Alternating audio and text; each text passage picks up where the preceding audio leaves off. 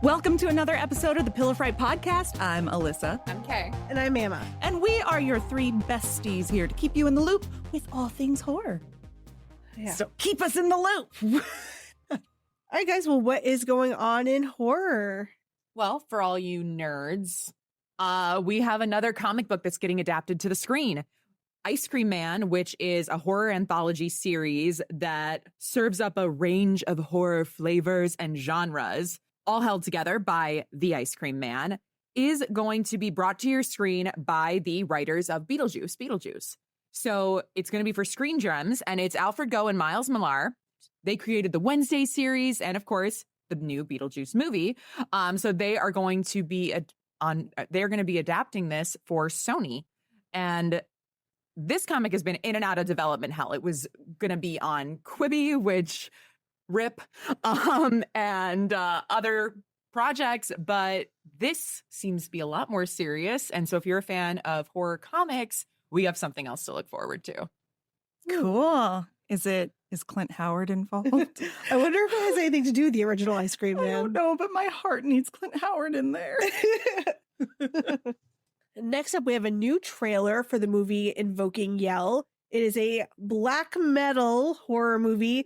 Apparently, it killed on the festival circuit. I have yet to see this, but it did Popcorn Frights, Chattanooga, Soho Horror Film Fest. And apparently it was shot in 3 days. Yeah.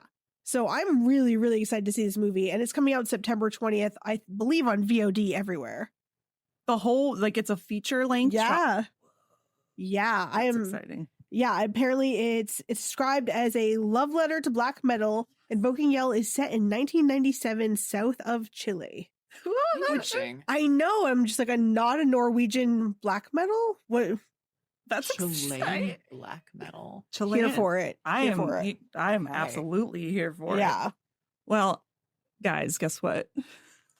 What? Mike Flanagan officially said that The New Exorcist is the scariest movie that he's ever made. That's saying something because Absolutely saying something. Hill House is one of the scariest things I've ever seen in my life. And I don't get scared by stuff, but that TV show. No matter how many Scarism. times I rewatch it, I'm still like, Oh my gosh. Hard pass. Well, and the oh fact no, I that- will rewatch that till I die. But it's scary. And the fact that he said that, because I don't think he's quite the hype man that will just say anything, really. No, I feel But- like he's one of us. Well, I mean, after the unfortunate letdown of the last one that has come out, the last one that came out, when was that? 2021, 22? No, I want to say it was last year. Oh, it was last year. Jeez Louise. Yeah. Well, that goes to show how much I remembered it, but that's okay. Universal and Blumhouse has sent out the Flanagan signal, and Mike Flanagan came to the rescue. And it's not only just he's a hot name and he's directing this. I mean, he's obviously one of the most capable horror directors we have right now. And he's really genuinely excited about it. And he knows what people want from it. And I think because he has that eye and he knows what we want and can kind of learn from the past, I actually am very hopeful about this. I'm so excited. There's very little new developments or new creative ideas in the exorcism genre, subgenre altogether. So whatever he brings to this is going to be, I have a feeling, something new and exciting. I just know it's going to be heartbreaking and we're all going to cry. Oh, yes. Yeah. Well, all that out of the way, there's something else that's very exciting, and that's Universal Orlando and Hollywood. They officially opened their doors to Halloween Horror Nights in a lovely, lovely, crisp 110-degree weather. But it's having us feeling very nostalgic about haunted houses and haunts and just that life, because even though they're starting earlier, it's still mentally, it's exciting. Doesn't matter what the weather is. But that being said, what are your favorite memories growing up of haunted houses? Do you have any of your first experiences? I think the first haunt I went to in the Midwest, well, not that I went to anyone else, but the first one I remember was in the Midwest because it was a corn maze. And definitely small child, and it was supposed to just be child friendly, except for one dude who was just in it to freak out some kids. And I remember everyone went through in my group and I was at the end, and he waited, and it was just like a scarecrow just chilling, sitting down. And then he he did that thing where he just like at you, and this was like backyard haunted house. They could do whatever they wanted. Or I don't know, not backyard, but still, they I doubt there were rules. And just like lunged, and all this group of children are just running away screaming, like I want to say I was maybe like 8 or 9, and then maybe younger. And then just running, and I loved that. I was so gleeful because it was terrifying. And then running all the way out through the rest of the maze and like getting lost and all that. And I was like, these are awesome. I love this. But like everything else was super kid friendly. So I don't know if that dude was just like having a day where he hated children, but like I hope it was very satisfying for him. It was his last day there. It was like free for all. First and last. I told you to stop making the kids cry. No union to protect him. All bets are off. So where I grew up in Maine, where, you know, the closest haunted house is not, there's no theme parks. There's nothing like that. And one year, I think I was like 12, my mom and her boyfriend at the time took me and his niece to this, like, it was like a haunted hayride, but like a real like truck driving hayride. And you know, you had to go through the haunted house first. I'd never done anything like that. And of course I was all about it. But then we got on this hayride. I had no idea what to expect. And they literally had like dudes hauling ass, like running after us and like jumping onto the hayride truck, doing stuff. And when I heard about the Los Angeles hayride, I kind of thought it was going to be like that. And no, not so much. Sounds like Midwest and East Coast haunts are intense.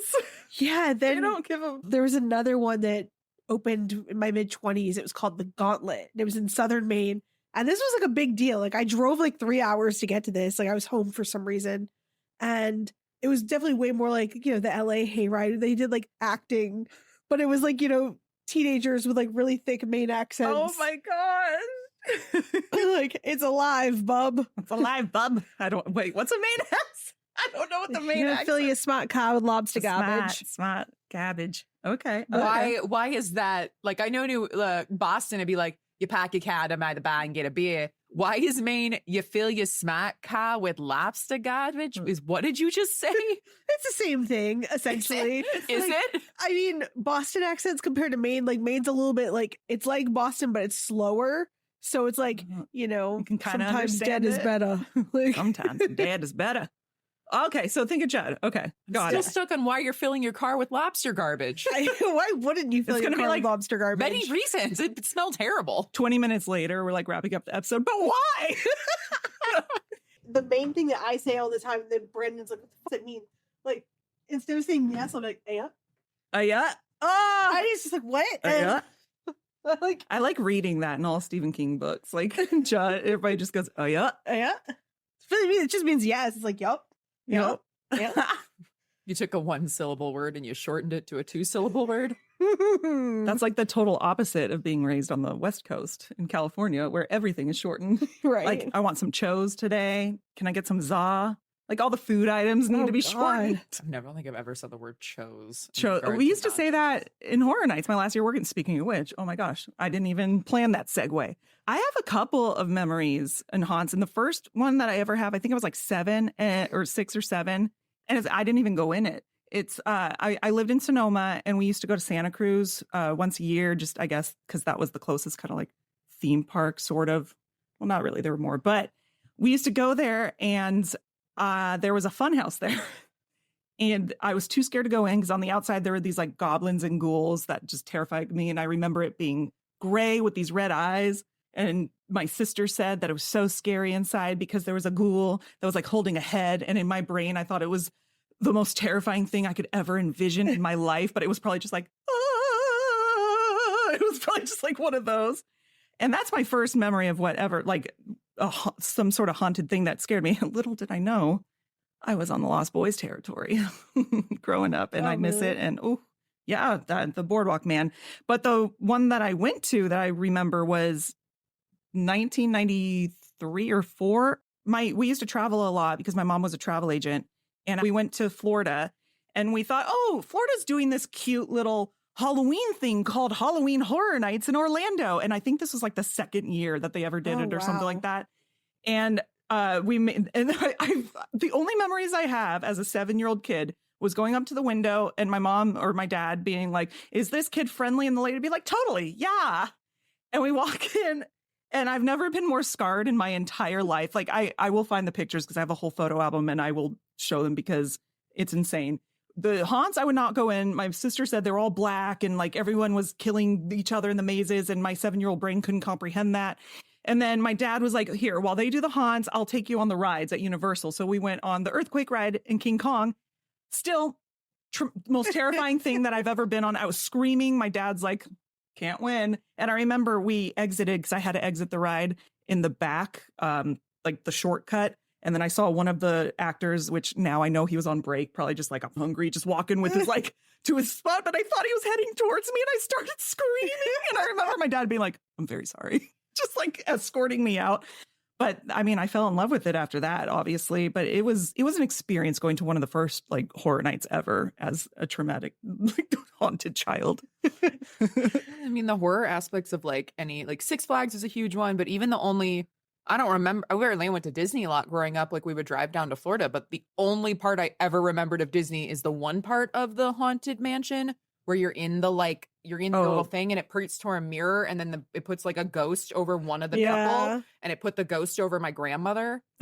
And I just that literally that's the only thing I remember from all of Disney, and I vividly remember that part. Like I can see the skeleton ghost thing over her face, and me just being like, "What the hell?" Ooh, you got the Hatbox Ghost. Yeah. If he wasn't chubby or skinny, you got the Hatbox Ghost. He's I mean that was they did a lot of really good practical. Like Disney did a lot of what's that thing that we referenced in another video, the I want to say Peychaud's, but I'm thinking the Chekhov. Wait, not Chekhov. Jeez. It's the guy's Penny's ghost. No. Oh yeah, Penny's ghost. Pickles. It's Pickles' ghost. Let's just go with that. It's Pickles' ghost. I have no idea what you guys are talking about. I know what you're talking about. The effect. It's the mirror. So they do it for like the dancing ghosts, where it's underneath. It's animatronics that are just like doing this. And then up top, it just shows the ghost, and it's a projection. I just can't think of that dude's name. There's so many really good videos on YouTube showing how they do all the, tricks for the Haunted Mansion. Yeah. It's so cool. It's awesome. Good old Pickles ghost. Pickles ghost. They hold up. Practical effects holds up. Did you guys grow up going to like any carnivals or fairs like around Halloween? Oh, yeah. Oh, my God. Well, we had a lot of carnivals. But you look back and you're kind of like, oh, skeezy. Yeah, definitely skeezy. But like you're surprised more people didn't have lawsuits. Yeah.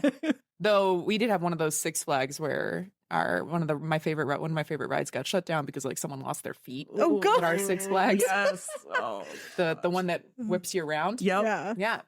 Don't mess with those. But which is funny because that was just in Totally Killer. And I was like, you're gonna lose your feet that way. That's a real thing. It's scary. The best way to get dry, though. Yeah. There was a carnival fair, whatever you want to call it, where I grew up called the Blue Hill Fair. And it was every end of summer, like either right after, what's the holiday now? Labor Day, Memorial Day? Labor Day. Yeah. And in Maine, that's like when it feels like fall. Oh. And so, it definitely, to me, it was always sort of like right when you're going back to school and the air was cold enough to wear a sweater at night. And you could what is that like? You could buy like candy apples and like, there'd be like hay bales everywhere. And that to me was the feeling of fall. So, well, we can pretend.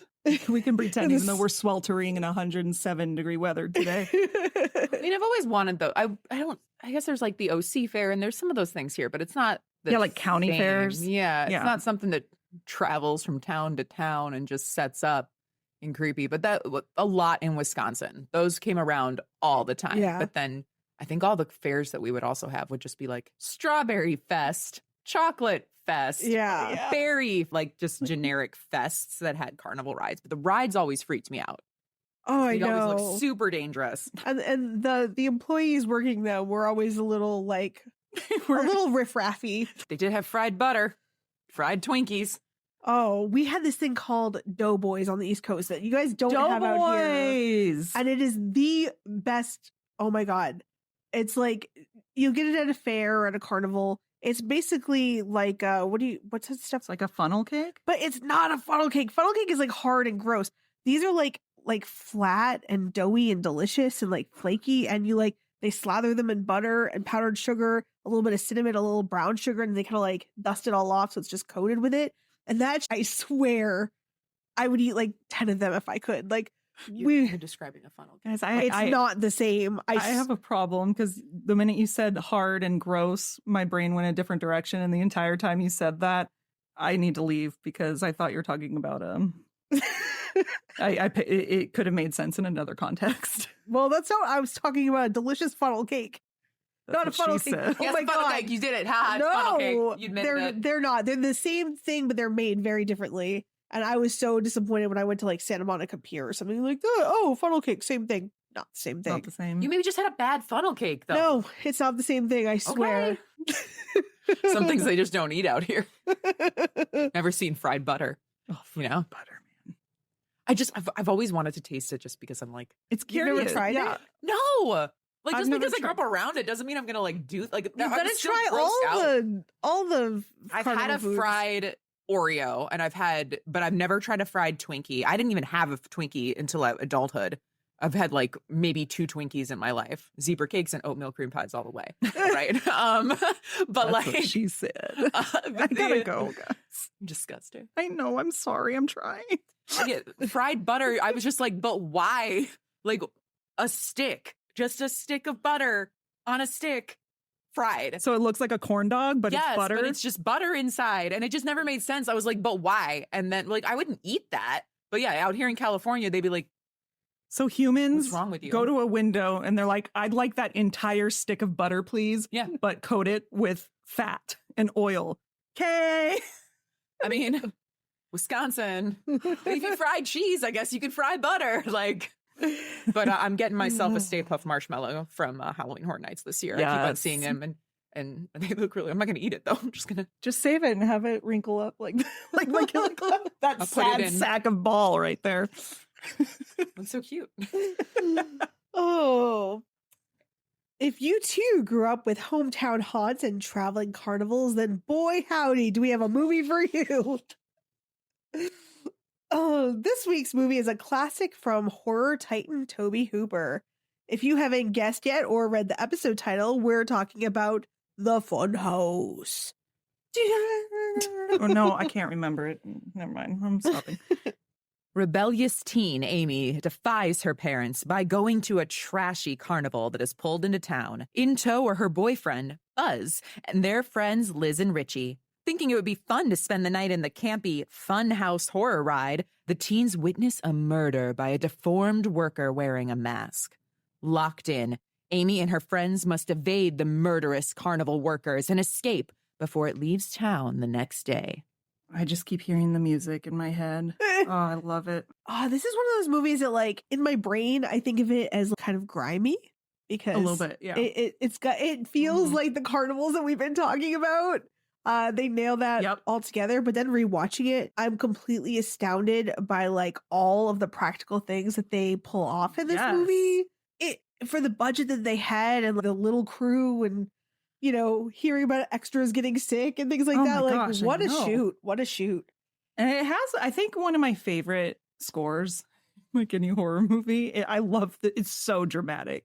It's so extra, and I love it so much. It is a very long intro, but I mean the props that they showcase are cute. Oh, they're so cool. I love that. I love that intro where they have, it reminds me of Don't Open Till Christmas with the vintage Santa slowly burning. Oh, okay. But this had, I love all the like puppets and Yeah. things that I think Tobe Hooper kept a lot of them as well. Wow. I think that's such a fun way to open it. And then the opening scene, I always kind of forget about that too. Cause I remember that there's, the bratty little brother, it's up to shenanigans. But then I always forget that there's like this sort of like Halloween / psycho like Yep. homage. Mhm. And it's very weird, but cool. It's a little out of place, a little bit. Not sort of, but what's weirder is I really do think that little brother's the scariest part of the whole movie Yeah. because he is a little pervy. Yes. Little pervy there, slowly going in, not even doing a quick ha ha ha and running away, opening the curtain, seeing his naked sister, and slowly trying to put the knife. Yeah. Well, he does some weird fake slashes first, which I mean, I like that it's a very good combination. He has the mask on, so it's Michael Myers. He's attacking the sister, so it's Michael Myers. But then the psycho, and if he was just there going like, so the only part was that was like a little long. If it just went to the last one where he was doing this, I think it would have made a little bit more sense. Because at what point is she not just gonna be like, Well, it was like shot for shot psycho. Yeah, fair. So that's probably they just wanted to do that before they got into their thing. But after, when she goes in the bedroom and it's the marionette with the thing in it, and then I thought that her opening the closet and the Polaroid, I was like, that's funny and that's cute. And it felt real. Yeah, because that's exactly what. And then she like gets a little violent. Fair. To be fair. But I also liked in the picture where it's like the Frankenstein is behind her, and it's like, I was gonna say, I love all the art, but they really focus on that Frankenstein's monster there. I wonder why. Oh, I mean, I didn't know. This was the first time I'd ever seen this movie. Yeah, Well, it's one of those things where I believe Universal wanted their own Friday the 13th. So, obviously there's going to be Universal monster stuff there because they have the rights to that. But I think Tobe Hooper and his crew were like, they're very adamant that this was not a slasher. Mhm. This was a monster movie. I was gonna say this is actually might be a little bit of a hot take here. This might be my favorite Tobe Hooper movie, maybe. I'm not sure, but I love it because it feels like it's structured kind of like a slasher movie, but it's a monster movie. And also, this is the first time watching it where I've actually clearly seen kind of clear parallels between this and Texas Chainsaw. I didn't think about that before, but what was that? Sorry to interrupt you, but if you think about this, the parallels between this and Texas Chainsaw Massacre 2, like the big over the top sets, the use of like sexuality to try to get away from the monster. Yes. And I think it's interesting to me because a lot of the things that he tried to do in Texas Chainsaw 2, I think were more effective in Funhouse. How much time I didn't even think about that. This came before 2, right? Wait, no, 2 was 86. And this was 81. Yeah, so this was first. But you still, like, it's totally, you can see the influences clearly. But I think Texas Chainsaw was 74, right? Yeah. Okay. Because I was sitting there thinking, okay, so you have Gunther, the monster, and you have Leatherface. They're somewhat sympathetic characters because they are influenced by their monster family. Yeah. So I see them as not being the actual, like the family's the actual real head honcho monster of all this. But that's why I see like the structure kind of similar like that. But yeah, it's a monster movie. I don't consider this a slasher, really. No, and I think that there's a lot of really interesting things at play here as far as with the family and the father character who's playing like he's like all over the place. Like, and I reading like the IMDb trivia, I never realized that he's supposed to be 3 different characters. Me either. I always thought they looked like they're the brothers or something. I didn't realize. I thought it was like the same dude running around the carnival. The bar. I know. I thought I thought he was just like a guy that wore a lot of hats. Yeah. No, he's supposed to be 3 different people. Wow. Okay. That didn't come across. I know. Why couldn't he have just been a guy that likes hats? And he just got a lot of jobs. It's a traveling carnival. You don't got a large crew. And another thing that I found interesting that I had never really picked up on until today for some reason, this movie really was a huge influence on House of 1,000 Corpses. It had to be. Yes. Yeah. I saw like I took a picture with my phone of like there's a clown prop in the background, and I was like, oh, that looks just like Captain Spaulding. No way. And like the idea of the murder ride, and like I know that Texas Chainsaw is definitely an influence. Yeah. And I always kind of thought that Mother's Day randomly was, but this is definitely another one. I mean, it has to be. Yeah, it has to be. I've never read about that extensively, but today I was noticing parallels. That's so cool. Well, and then they also very recently, so there's like new Batman the Animated Series that's more for adults that's on Prime, and they did an episode at like a fair, and it's like there's spoilers. No. There's a brother and a sister duo, and they work at the fair, and he's the magician and she's his sister who goes from the audience and gets brought up for the trick, which we see here. And and then she is not a murderer. She steals children and sucks the life out of them to continue her life or to feed her life force. And he's, instead of being like, ah, damn it, you did it again. He's just like, you promised, and you can't take kids, like too many kids. We said like one kid per town. But like, he definitely says it in like a better way. But she's just like, oh my God, they're orphans. Who cares? Like, they're not going to be missed. But it was like, there's a lot of this in there. And for those, that to be like, taking this Batman thing in a different way when they're trying to make the characters more interesting and they already used a lot of horror things with some of their other episodes, a lot of horror homages. So I was like, oh, and this is another one where they're bringing classic horror back into like this comic book and like merging the worlds. But love it. I didn't expect to see, because I'd never seen this movie, and I was like, oh, I get it now. Yeah. That's so cool. And like something else I really love about this movie are like the sets that they've made. And I know that they actually use like a lot of rides, and they imported a lot of fair things to their soundstage or their location. But the Funhouse itself feels like a legit Funhouse. I thought it was for a second, but I mean, obviously it couldn't be, but. And I love that they have Rick Baker doing all these like crazy makeups. I And didn't like, even realize that he did the makeup on this. I didn't think about that. Oh my gosh. Who else? Who else are you going to have? But The other and like, I don't know. did you know that he was going to play the monster until they have this guy that was like a professional mime and tap dancer play him, which makes him so much less scary when you think about it. why wasn't he utilized for both of his like, skills? A tap dancer. Like distraction. He could have tapped off. But it makes him a lot less scary. There's behind the scenes of him just like tapping. In Oh, that would be his Frankenstein. jazz hands. Shuffling off to Buffalo now. They made his hands so big, and they put a lot of work into his hands. Yeah. I'd You love to see can kind that. of see it. He does have a lot of grand arm And gestures. there's so much drool. I know. I love There is. There's a lot of He's drool. very slimy. And I love that they lit it too in the scene under the tracks or whatever. Yeah. And it's just like, Oh, that's one of my favorite things about this movie is the lighting and the Yeah. shots. It's very, just by the trailer, you could be like, Tobe Hooper directed Yes. this. Like just the air with the strobe and And doesn't I it, love it. this movie to me also like, the whole drama of Poltergeist. Like this movie solidifies for me that Tobe Hooper did in fact direct Poltergeist. 'Cause Absolutely. I see so much of his work and his vision from this to Poltergeist. Mhm. Absolutely. Another really interesting thing about this movie is that a lot of people tend to think that it's based off a book, but the book that was written under a pseudonym it was Dean Koontz, was actually written before the movie came out. Or sorry, the movie had been filmed and it's based off the movie, but it came out before the movie. And it has a lot of interesting, like has like a backstory for the mom, and that she's like this overprotective religious person. Her and, mom? like, yeah. It has Okay. like so many details that aren't in the movie, I can see that. but are like a companion piece to the movie that if you ever get a chance to read it, you should. Just I really want to. it's interesting, and it's I love that.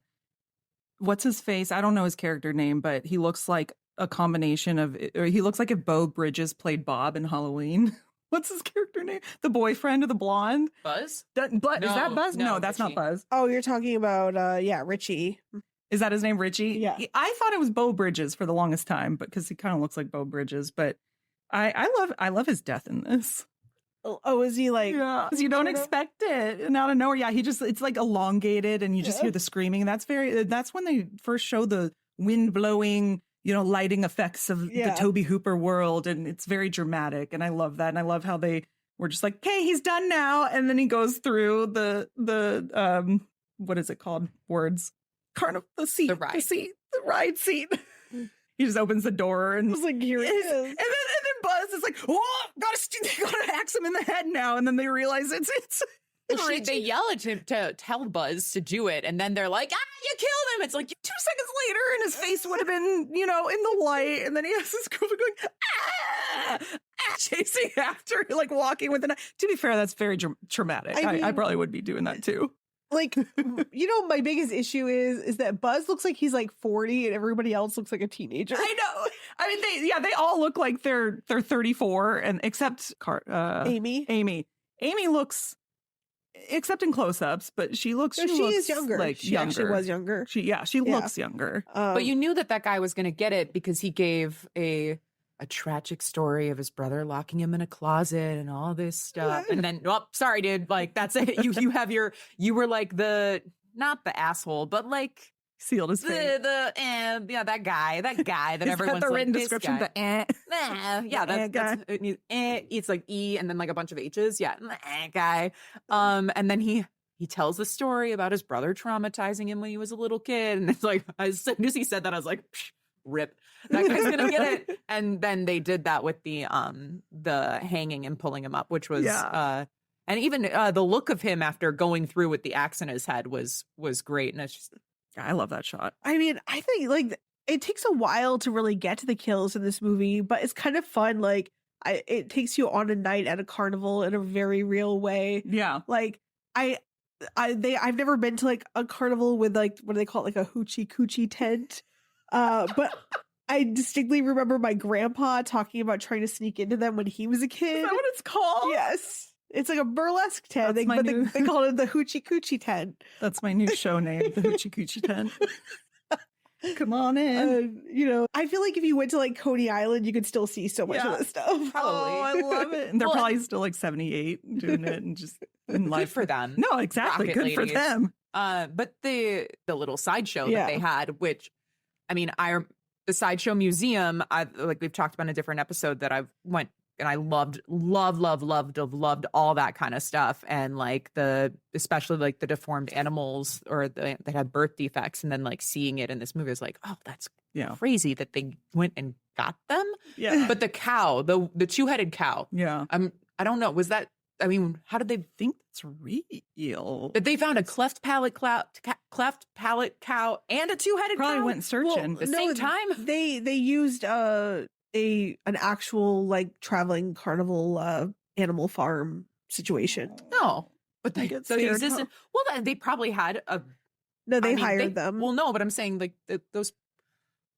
Though there could have been worse fates for those animals than being in a traveling show. I hope they were kept very well, and I hope they lived a good life. But when they went into the room with the fetus in a jar, I don't know how else to say fetus, her face going in there, I was like, well, that's me. That's why people look at me weird, because I recognize that face of just being like, what? Yes, baby in a jar. But that, I didn't mean that baby didn't even look that weird. Did he have the same thing that Yes. Gunther? So that was like a Gunther baby? Yes. Wow. Okay. Yeah. They had him really nicely lit. It was very Again, there's wonderful. a novelization by Dean Koontz. I want to hear that backstory there. Is it his brother? Maybe. The world will never know unless you pick up the novel. And there's a lot of like other stuff about his adventures. I can't remember what his father says about like, oh, he's not a bad boy. He just gets himself into some trouble. Yeah. Well, so I don't know how good of a boy you are when you're tearing apart people and R-ing them. Yeah. Like, no. Well, he does say, the father just says, like, you can do it to the people who live in the town, but you can't do it to your own. You can It's do just it like, to Madame Zena, who, by the way, that's going to be me in 20 years. I'm going to be Madame Zena. Oh. All things, her fate aside. I just like her real accent. When she gets so annoyed with the kids, she's like, get the fuck out of here and never come back.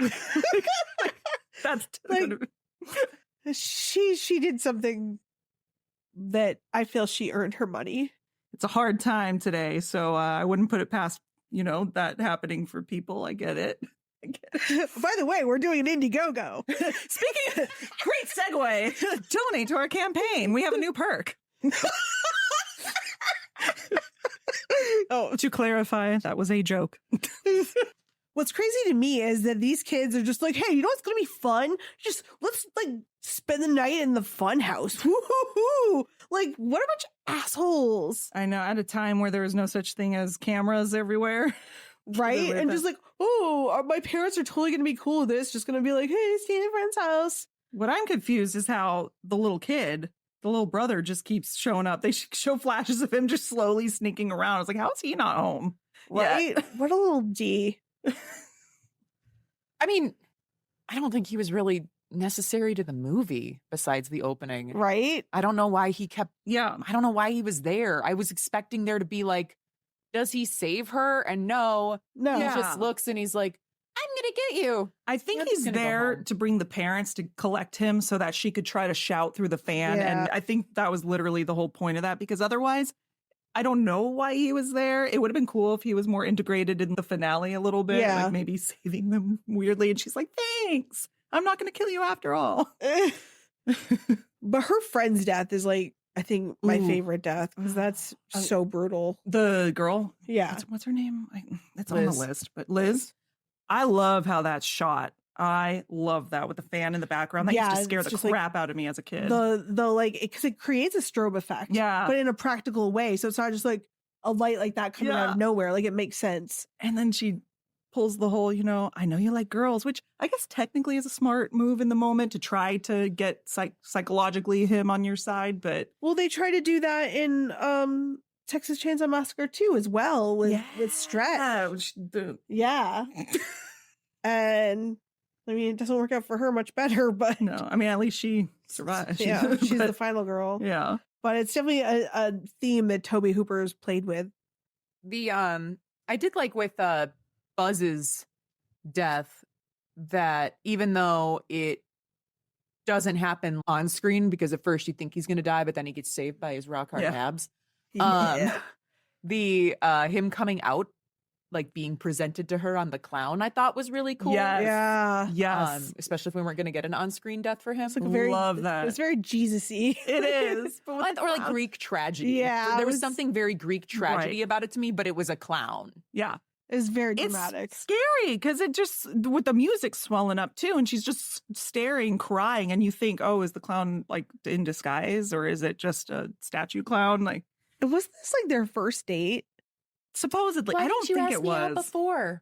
Well, no, He's I like, mean, I don't know. No, it was. I think it I was. think they yeah. knew each other ish, but I think this was their first official, like, okay, we're all going to go out together. And So she's easy, is what you're saying, I mean, good for her. right? Good for her. As long as they're of legal consenting age. Like, she goes on a first date with a dude and she like hooks up with him in the funhouse. I mean, I'm not. I mean, I'm not really can't against judge that. her. 2 feet away from her friend who is also hooking up with someone else. I But like, can't judge that. I remember when I was watching that, I was just like, go to a different room. Whatever. Whatever. It's in high school, you got hormones. They're all you're high. doing what you're doing. They're all. But like, I love that she's like, what makes you think I'm a virgin? And then the angry Christian lady just being like, God's watching Oh, you. yeah. The random. Oh yeah, you know. worst. That lady needs to chill the fuck out. And then she came out just to scare the little boy, and then that's it. She reminded me of Alice Cooper from Prince of Darkness. Yes, A lot. in that. Yes, So much. I see that. That's so funny. I mean, Gunther is definitely a topic that I think that we should talk about for a bit. I thought the Gunther mask had some interesting, like, I don't know. There's certain things that I've like other things I've seen that I'm like, are these homages to? But viscerally, he reminded me of The Fly. Mhm. Yeah, And I think it's about because the eyes were like farther apart and like, Yeah. the split down the head. When they showed the cleft palate in the cow earlier and then also the two-headed, it's like, okay, well, these were picked for a very specific reason because they are going to show the possibilities. But yeah, Gunther's mask was a lot of stuff. There was a lot going on with that face and the teeth and everything that he built into it. There was a lot of different parts that all put together to make Gunther the creature who he was. Yeah. well, I feel like the only like mobility he really had was like his jaw, right? Yeah. Which Yeah. I would have loved to see a little bit more movement with the eye area Yeah. because that felt that's- very much like a mask. Mhm. Yeah, there was no life behind the eyes at the time it was made, and the limitations that they had on not being able, now there would have been, it could be like animatronics, or it would have just been CGI, or they would have done something different. Maybe use like one eye was active, give it a more Jason Voorhees vibe of like one not being there and one being real. But it does take it away. It does take, so it kind of, I felt a little bit, it was difficult for me to connect to him as a real Yeah. person simply because I was like, can't look in their eyes. I'm wondering if that's maybe why he was so exaggerated in every other movement. Yeah. And especially just screaming. He had the whole, it was like a Nicolas Cage effect where you almost want to laugh. And I'm sure some people do laugh at the way that he screams, but it almost gets unnerving. To me, it's a little unnerving because it's like, okay, this is a little ridiculous. But then he just keeps going and screaming and you hear the dramatic music. It's like, this is like, this is a lot. If you saw that, if you were there and you saw that, you would like melt. That would be just horrific. Yes. And like the whole finale with him too is actually very tense and scary. Mhm. Like I think of like what it must have been like for Amy to be in the haunted house by herself. All of her friends are dead, and just knowing that this guy's out Yep. there. And like when I'm at home by myself and we have horror props, we have like a real size Annabelle and stuff. I throw a towel over her head. Like, Yeah. like just being around horror things when you're alone and like scary. it is scary.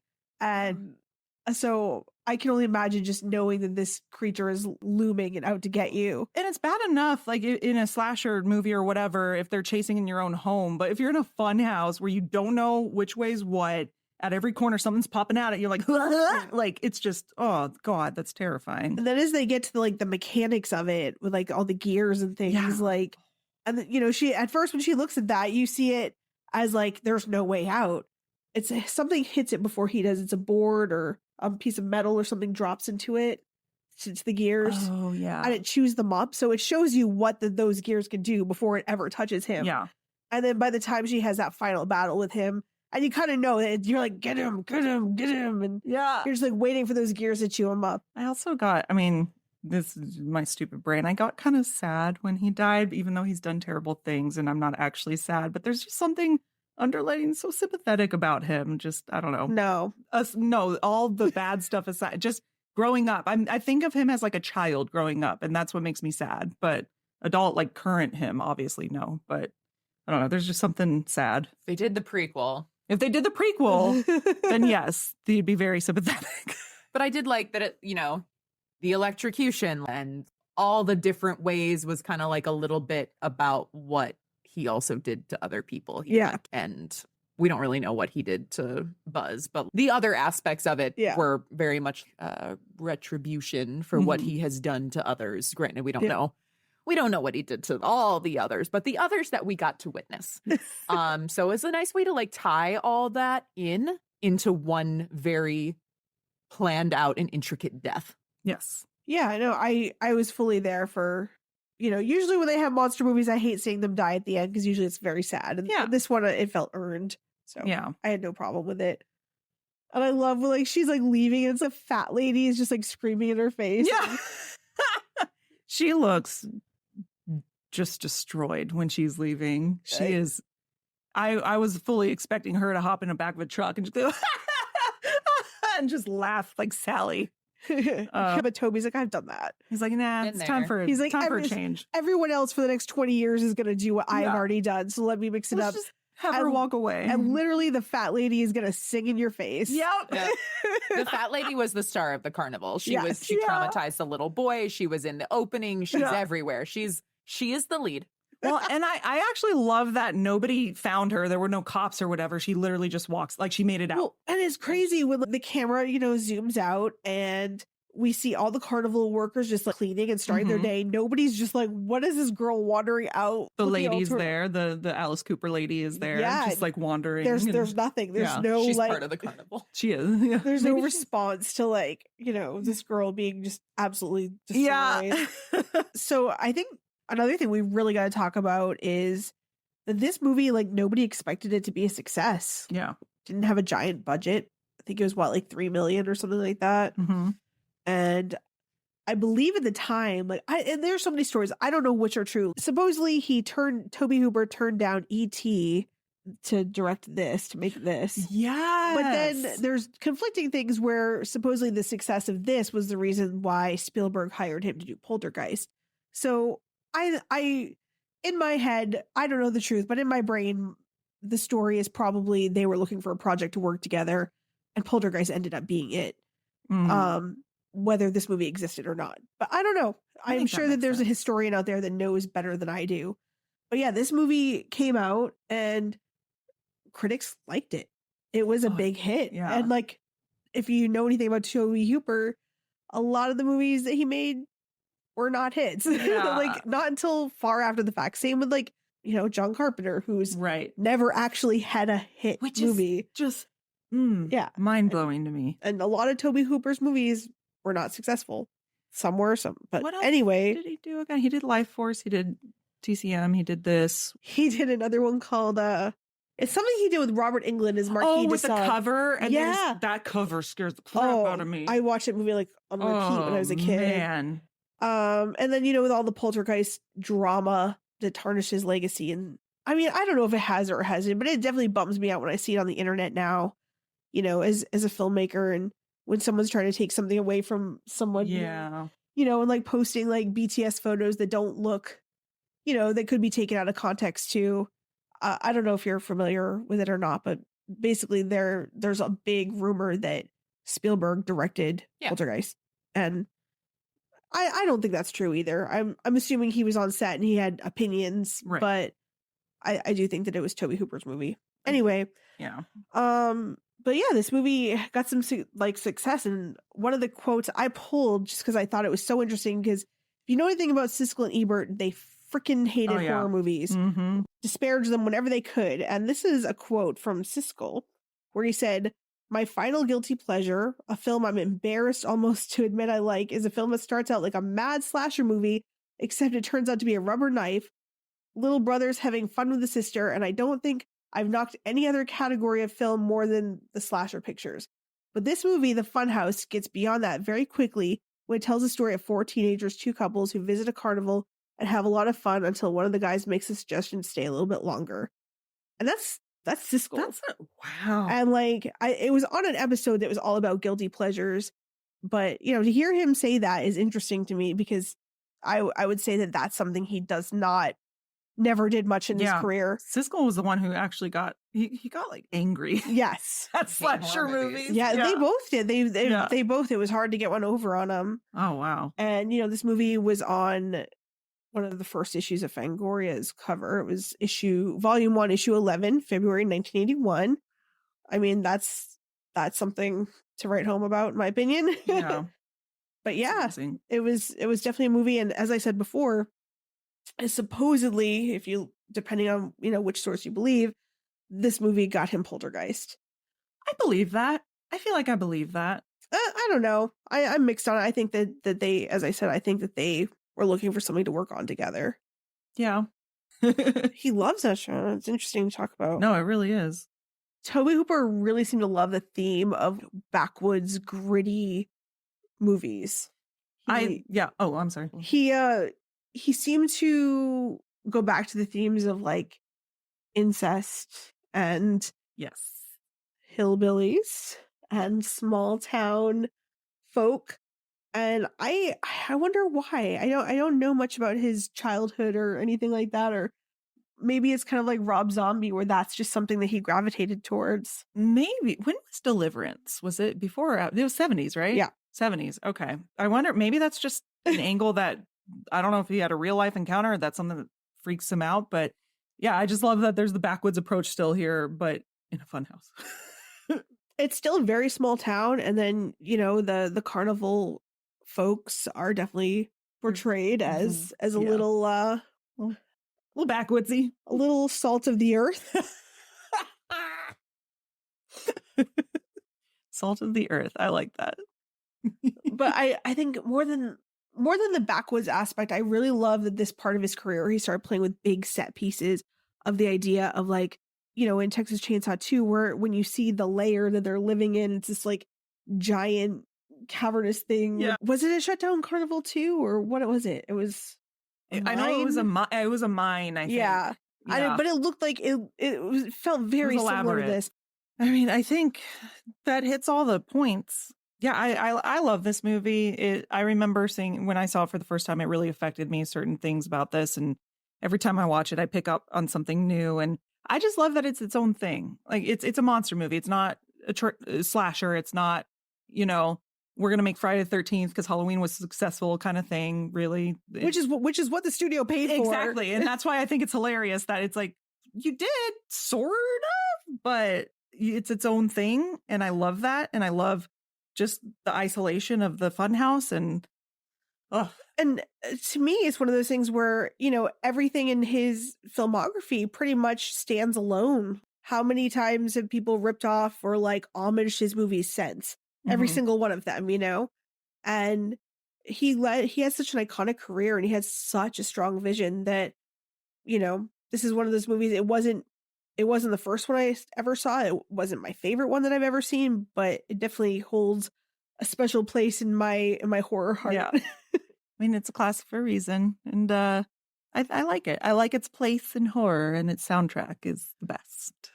All right, folks. Well, that seems to be our episode on Funhouse. Let us know what you think and what your favorite Tobe Hooper movie is. Follow us on our socials. We have TikTok and Instagram where you can find the latest in horror news, trailer watches, new release reviews, and plus tons more. Yay. We also have a Patreon that you can follow for the uncut versions of these, where you can see us in our full glory. Well, maybe not full glory, but full enough glory. All right. Well, until next time, sweet screams, everybody. Whatever you do, don't fall asleep first.